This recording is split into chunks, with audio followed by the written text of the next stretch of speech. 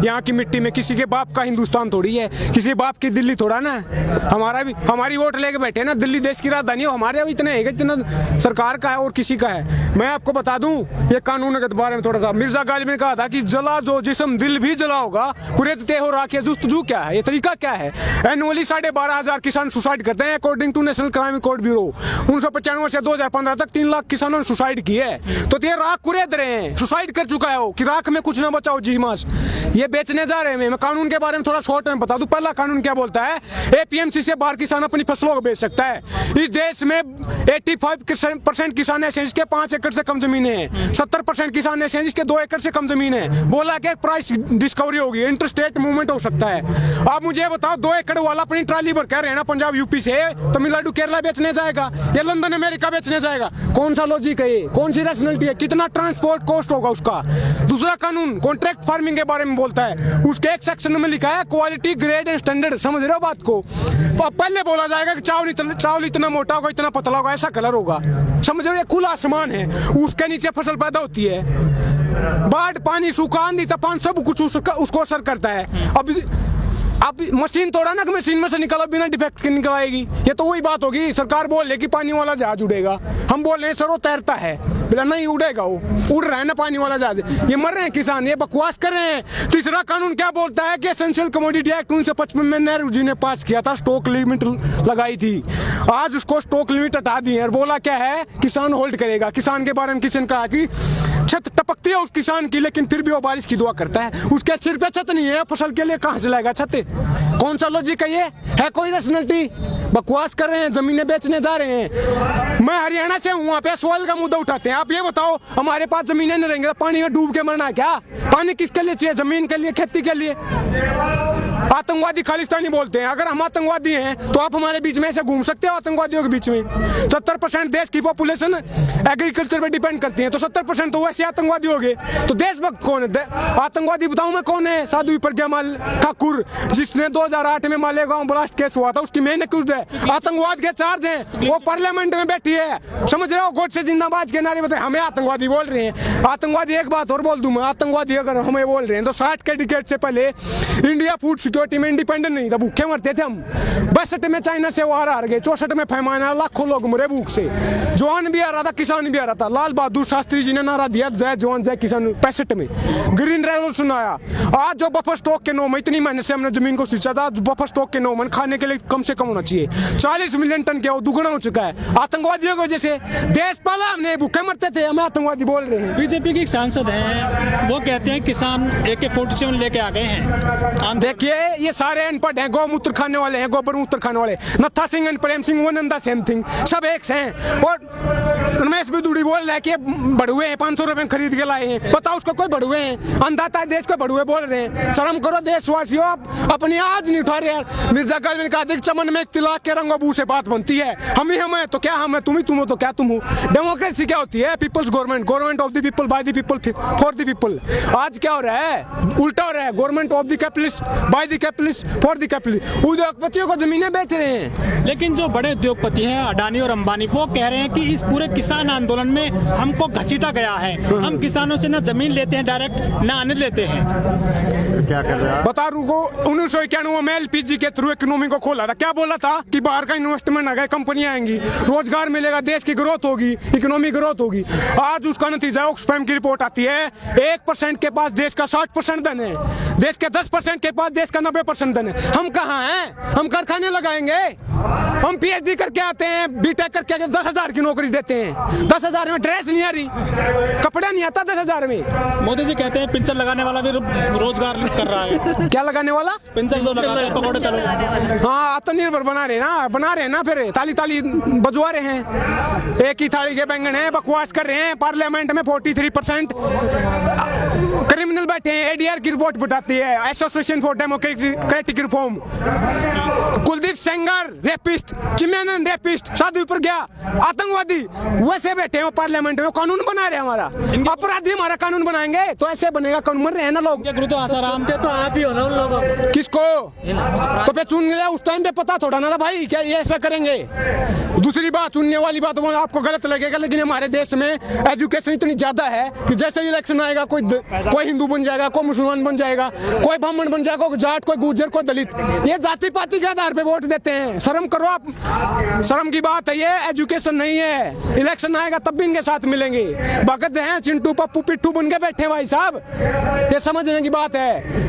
Democracy क्या होती है? Dialogue, debate and dissent, SMT ही डेमोक्रेसी है, यूज करो उसका। तो चुनाव जो होता है क्या विकास को भूल जाते हैं या फिर जातिवादी को लेकर चुनाव? मैंने बोला ना, वही तो हो रहा है, जाति के आधार पे टिकट देंगे, फिर क्या बोलते हैं कि भाई ये जाट नेता है, ये उत्थान करेगा मेरा। दो आदमी जाति के आधार पे वोट लेके जाएगा तो फिर काम करेगा। आपको पता क्या, वोटर भी तो जात के आधार पर वोट जात के आधार पे, धर्म के आधार पे वोट दोगे तो मन की बात होगी, काम के आधार पर वोट दोगे तो काम की बात होगी। समझ रहे हो? डिवाइड एंड रूल पे बोलना चाहूंगा मैं। कुछ किसी ने, अंग्रेजों ने डिवाइड एंड रूल किया था, ये भी वही कर रहे हैं, हिंदू मुसलमान मंदिर मस्जिद करके कि बांट दिया इस धरती को। क्या चांद सितारों का होगा? नदियों के कुछ नाम लिखे, बहती धारों का क्या होगा? शिव की गंगा भी पानी, यहाँ पे जमजम भी पानी है, मुल्ला भी पिए, पंडित भी पिए, पानी का मतलब क्या होगा? उन फिरका परस्तों से पूछो क्या सूरज अलग बनाओगे? एक ही हमेशा से सबकी क्या हो भी नहीं बनाओगे? नस्लों का जो करे बंटवारा, नस्लों का जो करे बंटवारा, रहबर काम का ढोंगी है। क्या खुदा ने मंदिर तोड़ी थी यार? राम ने मस्जिद तोड़ी है। अगर स्टेट मंदिर बनवाएगा तो स्कूल, कॉलेज, यूनिवर्सिटी, हॉस्पिटल, सड़कें, बिजली, पानी ये कौन करवाएगा? इस देश में पहले भी मंदिर बने, सरकारों ने बनवाए हैं। क्या ये आर्टिकल 25 हमारे संविधान का बोलता है कि right to freedom to profess, propagate and practise any और not any religion of your choice. धर्म हमारा पर्सनल मैटर है, हमारा फेथ है। अपने आप चंदा इकट्ठा करके मंदिर बनवाएंगे, सरकार मंदिर बनवाएगी। स्टेट का कोई रिलीजन है क्या? तो सबसे पहले तो चंदा राष्ट्रपति जी ने दिया है। तो राष्ट्रपति क्या हमारा ही है? कौन है वो? किसान है क्या वो? नहीं, हमसे बीच से गया क्या?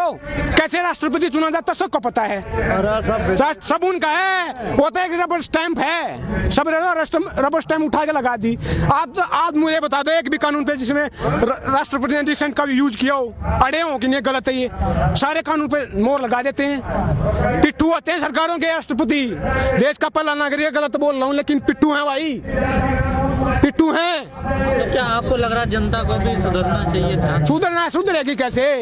मेजी रेस्टोरेशन आया था 1860 के दशक में जापान में। छोटा सा देश है, खेती के लिए जमीन नहीं है, टापुओं का देश, आइलैंड पे बसा हुआ है। मेजी रेस्टोरेशन आया था, उससे इंडस्ट्रियलाइजेशन हुआ। देश को इतना पढ़ाई लिखाई, ह्यूमन डेवलपमेंट, एजुकेशन, हेल्थ पे इतना खर्चा किया कि छोटा सा देश है। ये जितने है ना दादागिरी के घूम रहे हैं, वर्ल्ड पावर बन के, घुमा के मारा था, घुमा के, भगा यूएस को पीटा, पर्ल हार्बर पे अटैक किया, चाइना को हराया, रशिया को हराया, सारे देशों घुमागा। छोटा सा देश है। ऐसे ही आज इजराइल पूरे मुस्लिम राष्ट्र, 60 मुस्लिम देश हैं, भगा के मारता है।